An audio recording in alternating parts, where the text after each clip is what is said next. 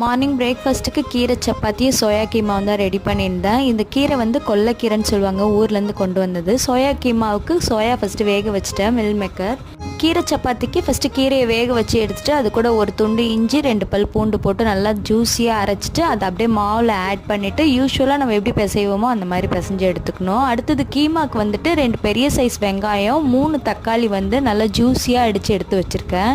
ஒரு கடாயில் எண்ணெய் ஊற்றிட்டு ஹோல் ஸ்பைசஸ் ஆட் பண்ணி அது கூட கொஞ்சமாக சோம்பு போட்டு நல்லா வதக்கிட்டு வெங்காயம் போட்டு அது நல்லா வதங்கினதுக்கப்புறமா பச்சை மிளகா, கருவேப்பிலை, இந்த ஜூஸியாக அரைச்சிருக்க டொமேட்டோ இது எல்லாத்தையும் சேர்த்து நல்லா எண்ணெயிலே கொதிக்க விடணும். சைடில் மில் மேக்கரை மிக்ஸி ஜாரில் மாற்றி கொரப்பாக அரைச்சிட்டு கரம் மசாலா, கொஞ்சமாக சிக்கன் மசாலா போட்டு இது கூட பட்டாணி ஆட் பண்ணி தண்ணி ஊற்றி நல்லா கலந்துட்டு கொஞ்சம் நேரம் கொதிக்க விட்டுடலாம். ஒரு 2 மினிட்ஸ் கழிச்சு ஓப்பன் பண்ணால் சூப்பரான சோயா கீமா ரெடி. இது கூட சப்பாத்தி சாஃப்டாக இருந்தது. நீங்களும் ட்ரை பண்ணி பாருங்கள். டேஸ்ட் அவ்வளோ சூப்பராக வந்துருந்தது ரெண்டுக்குமே.